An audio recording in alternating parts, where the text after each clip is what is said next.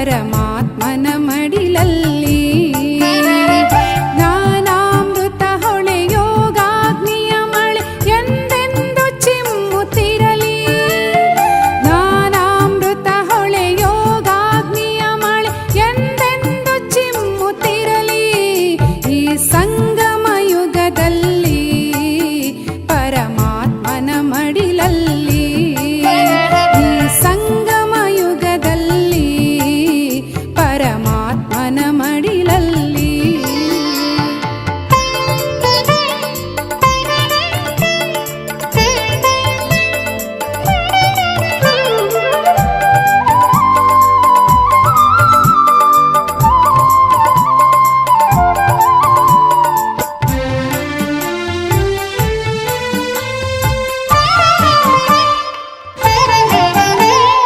ನೂತನ ಸೃಷ್ಟಿಯ ಕನಸದು ಕಾಣಲಿ, ಗುರಿ ಉದ್ದೇಶವು ಲಕ್ಷ್ಯದಲ್ಲಿರಲಿ. ನೂತನ ಸೃಷ್ಟಿಯ ಕನಸದು ಕಾಣಲಿ, ಗುರಿ ಉದ್ದೇಶವು ಲಕ್ಷ್ಯದಲ್ಲಿರಲಿ. ಜ್ಞಾನೇಂದ್ರಿಯಗಳು ಜಾಗೃತವಾಗಲಿ, ಜ್ಞಾನೇಂದ್ರಿಯಗಳು ಜಾಗೃತವಾಗಲಿ. ಕರ್ಮೇಂದ್ರಿಯಗಳು ಶೀತಲವಾಗಲಿ, ಕರ್ಮೇಂದ್ರಿಯಗಳು ಶೀತಲವಾಗಲಿ. ಸಂಗಮ ಯುಗದಲ್ಲಿ ಪರಮಾತ್ಮನ ಮಡಿಲಲ್ಲಿ. ಈ ಸಂಗಮ ಯುಗದಲ್ಲಿ ಪರಮಾತ್ಮನ ಮಡಿಲಲ್ಲಿ.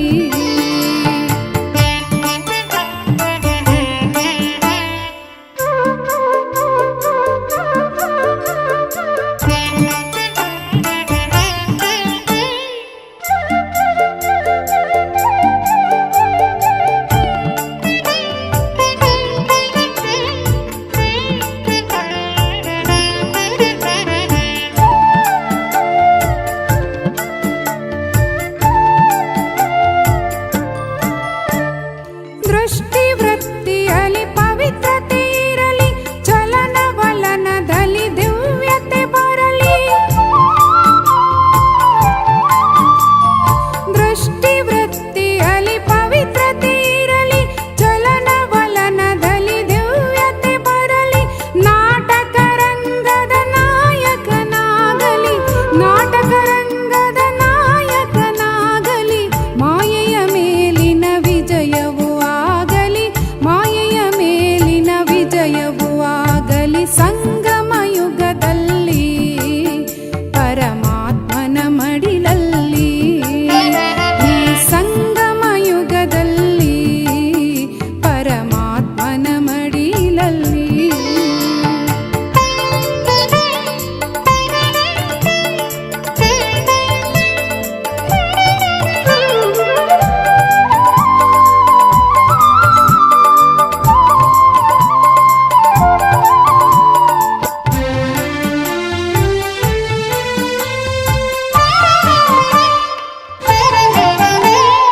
ಆತ್ಮದ ಜ್ಯೋತಿಯು ಪ್ರಜ್ವಲವಾಗಲಿ, ಸಂಸ್ಕಾರಗಳು ಶ್ರೇಷ್ಠತೆಗೇರಲಿ. ಆತ್ಮದ ಜ್ಯೋತಿಯು ಪ್ರಜ್ವಲವಾಗಲಿ, ಸಂಸ್ಕಾರಗಳು ಶ್ರೇಷ್ಠತೆಗೇರಲಿ. ದೈವಿ ಗುಣಗಳು ಧಾರಣೆಯಾಗಲಿ, ದೈವಿ ಗುಣಗಳು ಧಾರಣೆಯಾಗಲಿ. ಕೆಸರಲಿ ಕಮಲವು ಅರಳುತ್ತಲಿರಲಿ, ಕೆಸರಲಿ ಕಮಲವು ಅರಳುತ್ತಲಿರಲಿ. ಸಂಗಮ ಯುಗದಲ್ಲಿ ಪರಮಾತ್ಮನ ಮಡಿಲಲ್ಲಿ. ಈ ಸಂಗಮ ಯುಗದಲ್ಲಿ ಪರಮಾತ್ಮನ ಮಡಿಲಲ್ಲಿ. ಈ ಸಂಗಮ ಯುಗದಲ್ಲಿ ಪರಮಾತ್ಮನ ಮಡಿಲಲ್ಲಿ.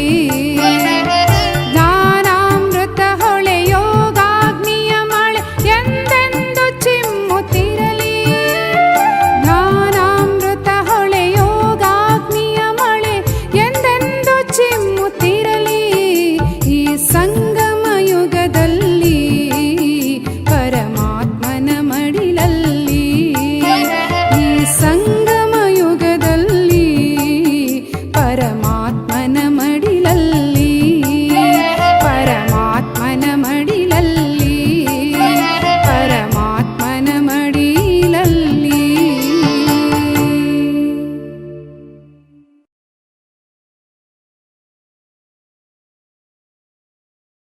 ಓಂ ಶಾಂತಿ. ಇಂದಿನ ದಿನಾಂಕ 23/9/2024. ಪ್ರಾರ್ಥ ಮುರುಳಿ. ಬಾಪ್ತಾದ ಮಧುಬನ.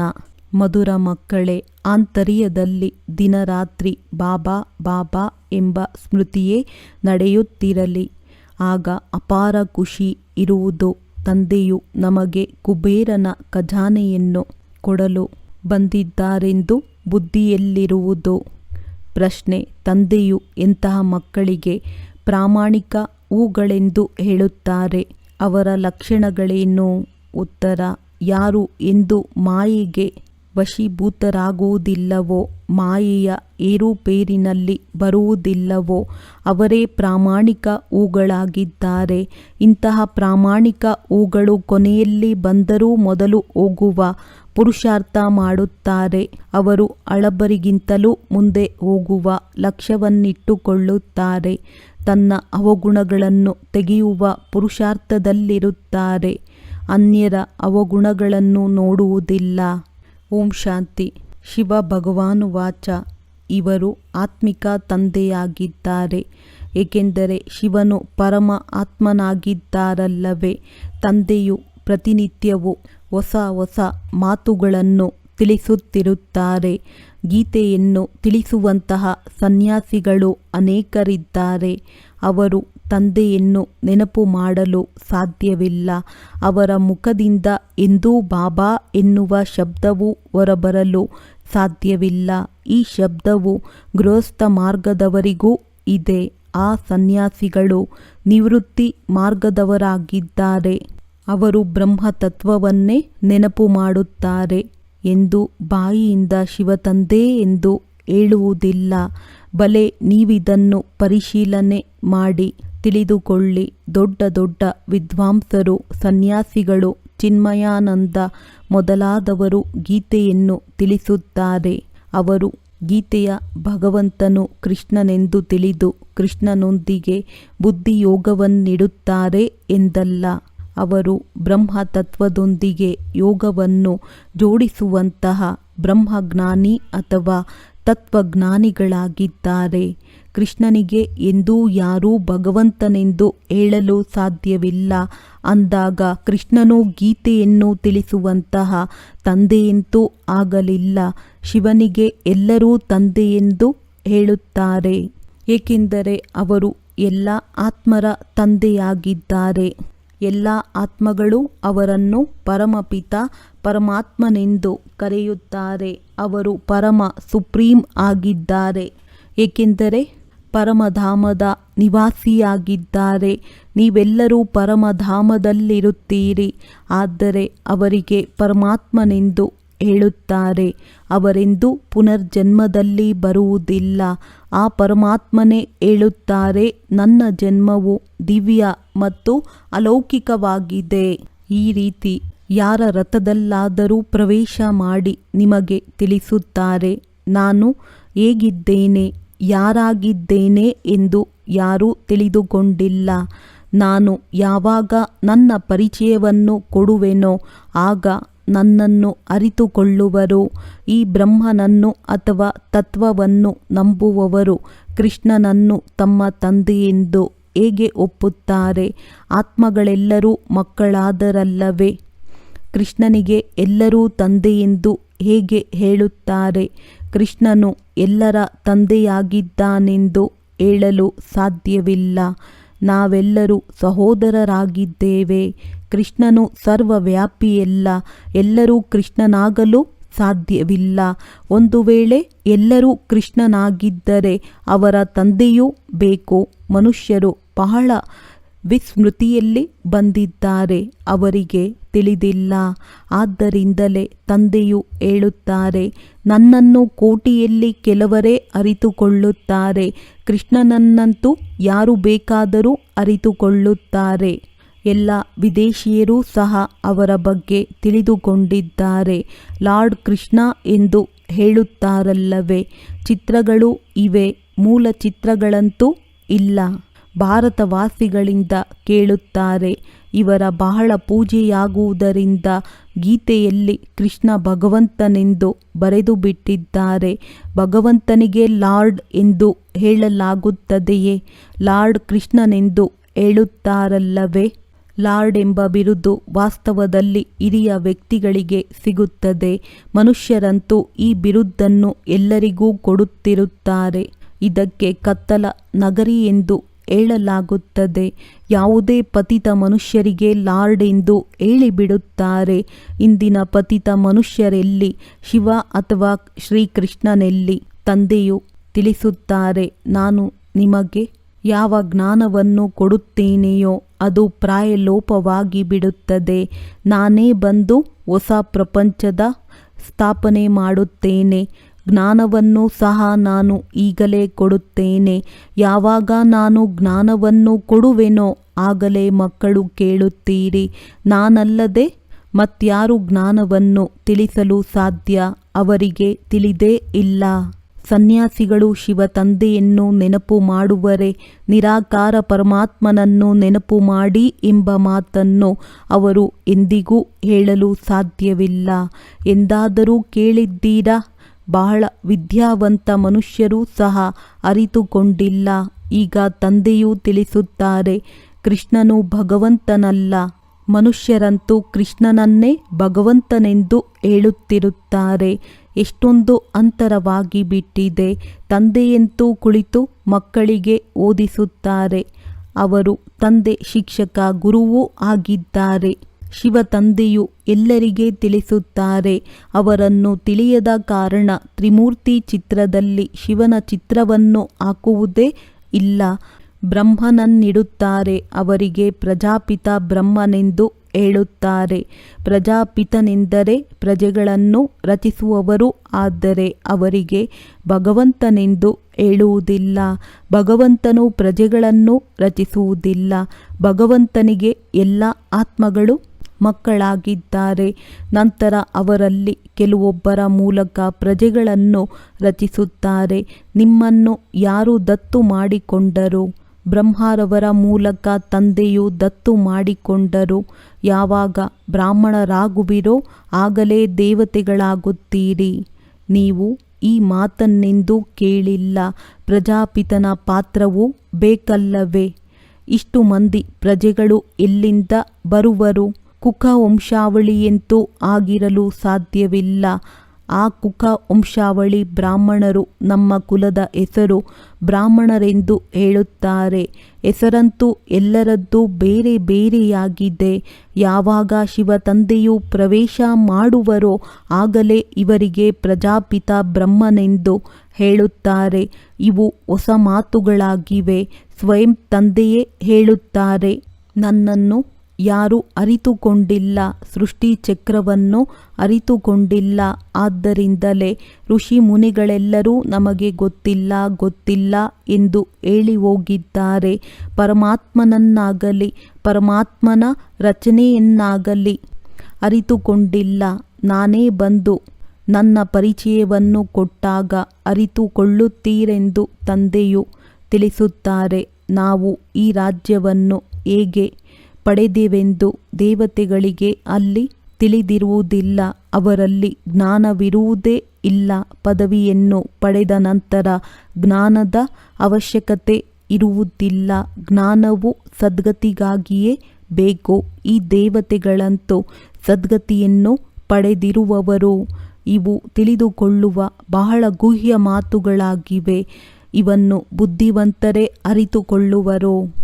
ಉಳಿದಂತೆ ಯಾವ ವೃದ್ಧ ಮಾತೆಯರಿದ್ದಾರೆಯೋ ಅವರಲ್ಲಿ ಇಷ್ಟು ಬುದ್ಧಿಯಂತೂ ಇಲ್ಲ. ಇದು ಸಹ ನಾಟಕದ ಯೋಜನೆಯ ಅನುಸಾರ ಪ್ರತಿಯೊಬ್ಬರದೂ ತಮ್ಮ ಪಾತ್ರವಾಗಿದೆ. ಏ ಈಶ್ವರ, ಬುದ್ಧಿಯನ್ನು ಕೊಡು ಎನ್ನುತ್ತಾರೆ. ನಾನು ಎಲ್ಲರಿಗೆ ಒಂದೇ ರೀತಿಯ ಬುದ್ಧಿಯನ್ನು ಕೊಟ್ಟು ಬಿಟ್ಟರೆ ಎಲ್ಲರೂ ನಾರಾಯಣನಾಗಿ ಬಿಡುತ್ತಾರೆ. ಅಂದ ಮೇಲೆ ಒಬ್ಬರು ಇನ್ನೊಬ್ಬರ ಮೇಲೆ ಸಿಂಹಾಸನದಲ್ಲಿ ಕುಳಿತುಕೊಳ್ಳುವವರೇ? ಆ ರೀತಿಯಾಗಬೇಕೆಂಬ ಗುರಿ ಉದ್ದೇಶವಿರಬೇಕು. ಎಲ್ಲರೂ ನರನಿಂದ ನಾರಾಯಣರಾಗುವ ಪುರುಷಾರ್ಥವನ್ನು ಮಾಡುತ್ತಿದ್ದಾರೆ. ಅಂದ ಮೇಲೆ ಪುರುಷಾರ್ಥದನುಸಾರವೇ ಆಗುವುದು. ಒಂದು ವೇಳೆ ಎಲ್ಲರೂ ನಾವು ನಾರಾಯಣರಾಗುತ್ತೇವೆಂದು ಕೈ ಎತ್ತಿದ್ದರೆ ತಂದೆಗೆ ಒಳಗೆ ನಗು ಬರುತ್ತದೆಯಲ್ಲವೇ? ಎಲ್ಲರೂ ಒಂದೇ ರೀತಿಯಾಗಲು ಹೇಗೆ ಸಾಧ್ಯ? ನಂಬರ್ ವಾರಂತೂ ಇರುತ್ತಾರಲ್ಲವೇ? Narayana the first, the second, the third, ಹೇಗೆ Edward the first, second, third ಇರುತ್ತಾರಲ್ಲವೇ? ಬಲೆ, ಈಗ ನಿಮ್ಮದು ಗುರಿ ಉದ್ದೇಶವೂ ಇದಾಗಿದೆ. ಆದರೆ ತಮ್ಮ ನಡವಳಿಕೆಯಿಂದ ನಾವೇನು ಪದವಿಯನ್ನು ಪಡೆಯುತ್ತೇವೆಂದು ತಾವೇ ಅರಿತುಕೊಳ್ಳಬಹುದಲ್ಲವೇ? ಪುರುಷಾರ್ಥವನ್ನಂತೂ ಅವಶ್ಯವಾಗಿ ಮಾಡಬೇಕಲ್ಲವೇ? ತಂದೆಯು ನಂಬರ್ ವಾರ್ ಹೂಗಳನ್ನು ತೆಗೆದುಕೊಂಡು ಬರುತ್ತಾರೆ. ಪುರುಷಾರ್ಥದನುಸಾರ ಅವರಿಗೆ ಹೂಗಳನ್ನು ಕೊಡಲೂಬಹುದು. ಆದರೆ ತಂದೆಯು ಆ ರೀತಿ ಮಾಡುವುದಿಲ್ಲ, ಏಕೆಂದರೆ ಇದರಿಂದ ಬೇಸರವಾಗುತ್ತದೆ. ತಂದೆಗೆ ಗೊತ್ತಿದೆ ಯಾರು ಹೆಚ್ಚಿನ ಸರ್ವಿಸ್ ಮಾಡುತ್ತಿದ್ದಾರೆ, ಒಳ್ಳೆಯ ಹೂಗಳಾಗಿದ್ದಾರೆ ಎಂಬುದನ್ನು ನೋಡುತ್ತಾರೆ. ನಂಬರ್ ವಾರಂತೂ ಇದ್ದೇ ಇರುತ್ತಾರೆ. ಅನೇಕರು ಹಳಬ್ಬರೂ ಕುಳಿತಿದ್ದಾರೆ, ಆದರೆ ಅವರಲ್ಲಿ ಹೊಸಬ್ಬರು ಬಹಳ ಒಳ್ಳೆಯ ಹೂಗಳಾಗಿದ್ದಾರೆ. ಇವರು ನಂಬರ್ 1 ಪ್ರಾಮಾಣಿಕ ಹೂವಾಗಿದ್ದಾರೆ. ಯಾವುದೇ ಕಿರಿಕಿರಿ ಇಲ್ಲ, ಇವರಲ್ಲಿ ಯಾವುದೇ ಈರ್ಷ್ಯೆ ಇತ್ಯಾದಿ ಇಲ್ಲ ಎಂದು ಹೇಳುತ್ತಾರೆ. ಅನೇಕರಲ್ಲಿ ಯಾವುದಾದರೊಂದು ನಿರ್ಬಲತೆ ಅವಶ್ಯವಾಗಿ ಇದೆ. ಯಾರಿಗೂ ಸಂಪೂರ್ಣರೆಂದು ಹೇಳಲು ಸಾಧ್ಯವಿಲ್ಲ. 16 ಕಲಾ ಸಂಪನ್ನರಾಗಲು ಬಹಳ ಪರಿಶ್ರಮ ಪಡಬೇಕು. 16 ಕಲಾ ಸಂಪನ್ನರಾಗಲು ಬಹಳ ಪರಿಶ್ರಮ ಪಡಬೇಕು. ಈಗಲೇ ಯಾರೂ ಸಂಪೂರ್ಣರಾಗಲು ಸಾಧ್ಯವಿಲ್ಲ. ಈಗಂತೂ ಒಳ್ಳೊಳ್ಳೆಯ ಮಕ್ಕಳಲ್ಲಿ ಬಹಳ ಈರ್ಷ್ಯೆ ಇದೆ, ನಿರ್ಬಲತೆಗಳಂತೂ ಇದೆಯಲ್ಲವೇ? ಎಲ್ಲರೂ ಯಾವ ಯಾವ ಪ್ರಕಾರ ಪುರುಷಾರ್ಥ ಮಾಡುತ್ತಿದ್ದಾರೆಂದು ತಂದೆಗೆ ತಿಳಿದಿದೆ. ಇದು ಪ್ರಪಂಚದವರಿಗೇನು ಗೊತ್ತೋ? ಅವರಂತೂ ಏನನ್ನೂ ತಿಳಿದುಕೊಂಡಿಲ್ಲ. ಬಹಳ ಕೆಲವರೇ ಅರಿತುಕೊಂಡಿದ್ದಾರೆ. ಬಡವರು ಬಹುಬೇಗನೆ ಅರಿತುಕೊಳ್ಳುತ್ತಾರೆ. ಬೇಹದ್ದಿನ ತಂದೆಯು ಓದಿಸಲು ಬಂದಿದ್ದಾರೆ. ಆ ತಂದೆಯನ್ನು ನೆನಪು ಮಾಡಿದಾಗಲೇ ನಮ್ಮ ಪಾಪಗಳು ತುಂಡಾಗುತ್ತವೆ. ನಾವು ತಂದೆಯ ಬಳಿ ಬಂದಿದ್ದೇವೆ. ತಂದೆಯಿಂದ ಹೊಸ ಪ್ರಪಂಚದ ಆಸ್ತಿಯು ಅವಶ್ಯವಾಗಿ ಸಿಗುತ್ತದೆ. 100ರಿಂದ ಹಿಡಿದು 1 ಸಂಖ್ಯೆಯವರೆಗೆ ನಂಬರ್ ವಾರಂತೂ ಇದ್ದೇ ಇರುತ್ತಾರೆ. ಆದರೆ ತಂದೆಯನ್ನರಿತುಕೊಂಡು ಸ್ವಲ್ಪ ಜ್ಞಾನವನ್ನು ಕೇಳಿದರೂ ಸಹ ಸ್ವರ್ಗದಲ್ಲಿ ಅವಶ್ಯವಾಗಿ ಬರುತ್ತಾರೆ. 21 ಜನ್ಮಗಳಿಗಾಗಿ ಸ್ವರ್ಗದಲ್ಲಿ ಬರುವುದು ಕಡಿಮೆ ಮಾತೇನೋ?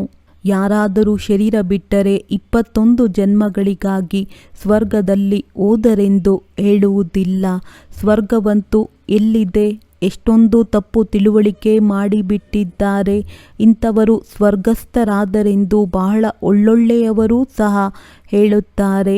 ಯಾವುದಕ್ಕೆ ಸ್ವರ್ಗವೆಂದು ಹೇಳುತ್ತಾರೆ? ಅರ್ಥವೇನನ್ನೂ ತಿಳಿದುಕೊಂಡಿಲ್ಲ. ಇದು ಕೇವಲ ನಿಮಗೆ ಗೊತ್ತಿದೆ.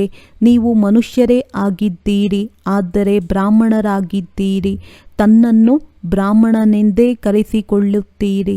ನೀವು ಬ್ರಾಹ್ಮಣರಿಗಾಗಿ ಒಬ್ಬರು ಬಾಪ್ತಾದ ಇದ್ದಾರೆ ಅಂದಾಗ ನೀವು ಸನ್ಯಾಸಿಗಳನ್ನು ಕೇಳಬಹುದು.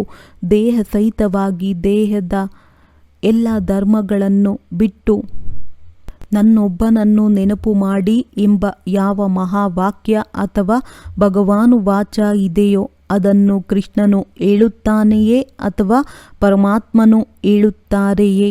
ನೀವು ಕೃಷ್ಣನನ್ನು ನೆನಪು ಮಾಡುತ್ತೀರಾ? ನೀವು ಎಂದೂ ಹೌದು ಎಂದು ಹೇಳುವುದಿಲ್ಲ. ಅಲ್ಲಿಯೇ ಪ್ರಸಿದ್ಧವಾಗಿ ಬಿಡುತ್ತದೆ. ಆದರೆ ಪಾಪ ಅಬಲೆಯರು ಹೋಗುತ್ತಾರೆ. ಅವರಿಗೇನು ಗೊತ್ತೋ? ಅವರು ತಮ್ಮ ಅನುಯಾಯಿಗಳ ಮುಂದೆ ಕ್ರೋಧಿತರಾಗಿ ಬಿಡುತ್ತಾರೆ. ದುರ್ವಾಸ ಮುನಿಯು ಹೆಸರು ಇದೆಯಲ್ಲವೇ?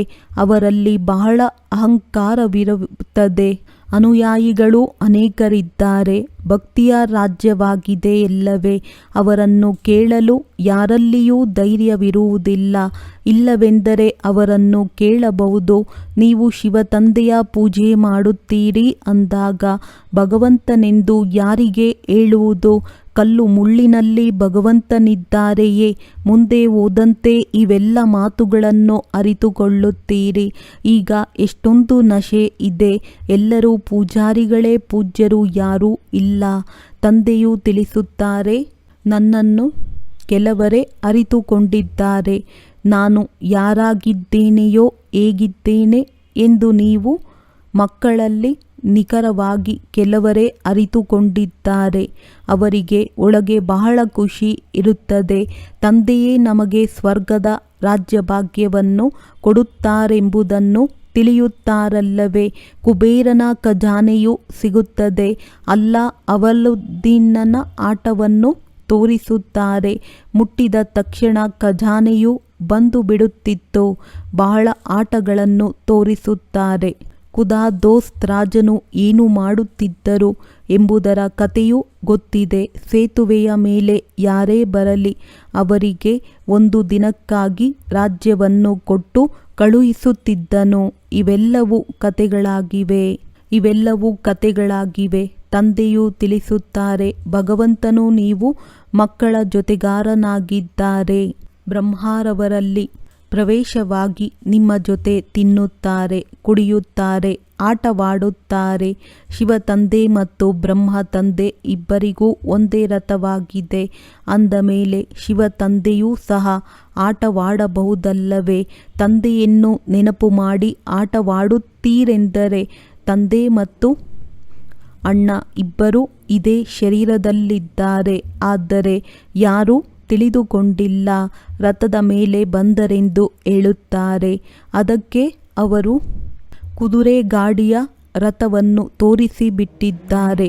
ಶಿವ ತಂದೆಯು ಕೃಷ್ಣನಲ್ಲಿ ಕುಳಿತು ಜ್ಞಾನವನ್ನು ಕೊಡುತ್ತಾರೆಂದು ಹೇಳುವುದಿಲ್ಲ.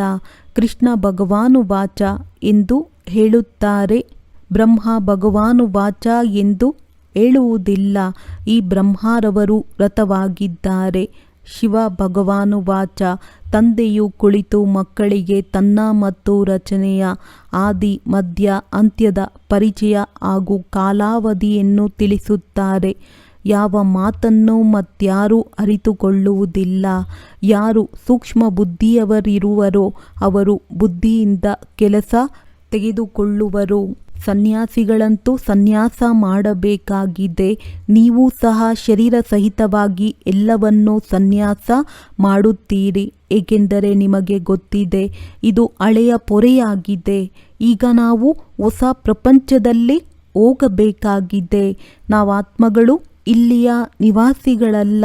ಇಲ್ಲಿ ಪಾತ್ರವನ್ನಭಿನಯಿಸಲು ಬಂದಿದ್ದೇವೆ.